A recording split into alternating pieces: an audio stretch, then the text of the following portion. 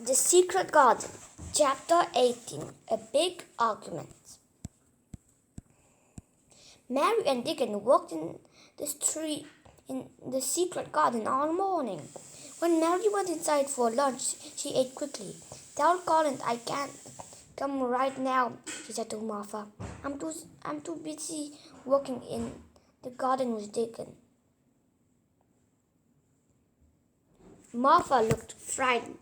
"Oh, that will put him in bad mood." But Mary didn't care. She ran back to the secret garden where Dickon was digging with his shovel. They worked all afternoon. The fox and crow were busy too. Sometimes the crow flapped its wings and flew out of the garden. Each time it returned, it perched near Dickon and cawed as if it were telling them about its adventures. When Mary wanted to rest a bit, Dickon sat down with her under a tree. He took out his pipe and began to play. Two squirrels appeared on top of the wall to watch and listen. After a while, the children went back to work. The sun was beginning to set when they finally decided to stop. "I'll see you at down tomorrow," said Dickon. Mary ran back to the house. She could hardly wait to tell Colin about Dickon's fox and crow, but when Mary arrived at her room, Martha was waiting. "I wish you'd gone to see Colin today. He's been on the verge of a tantrum all afternoon." Mary pinched her lips together. She saw no reason why a bad-tempered boy should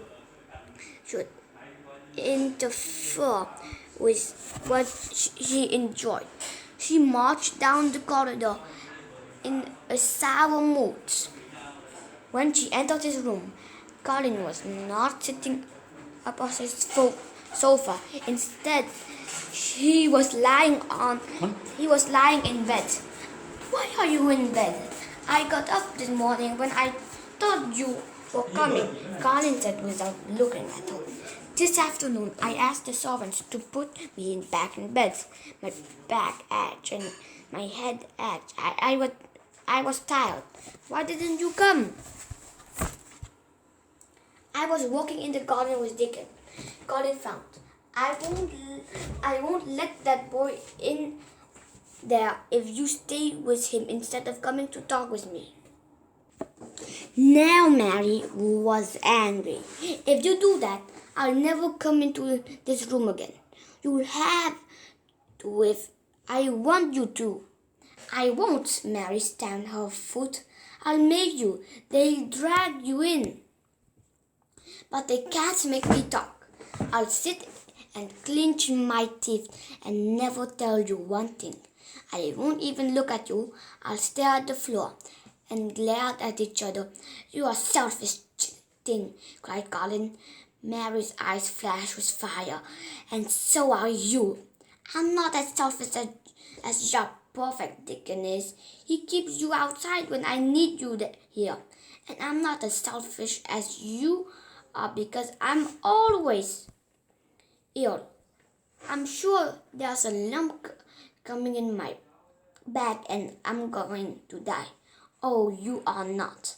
Colin opened his eyes wide. "No one has ever said anything like that to me. No one has ever said anything like to him. You know I am," he said. "Everybody says so. You just say that to make people feel sorry for you. I believe you're proud of it." In spite of his bad back, Colin sat up in bed. "Get out of this room." He threw his pillow at her. I'm going. I won't come back." She walked to the door, but then she turned around. "I was going to tell you all sorts of nice things about Dickon's fox and crow, but now I won't tell you anything." She stormed back to her room.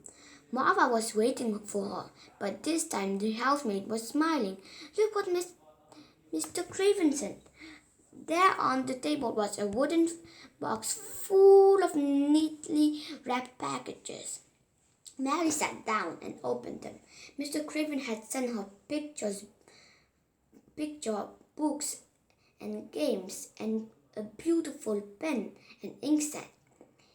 If she hadn't been fighting with Colin, she would have run to show him everything. They would have read the books and played with the games. He would have enjoyed himself so much he would have forgotten all about the chicken for lumps. He always begins to think about then when he's tired or upset. Mary said to herself, he's upset today. Maybe he's been thinking about his bag all afternoon. She looked at her pile of presents. I said I'd never go back, but maybe I'll go in the morning.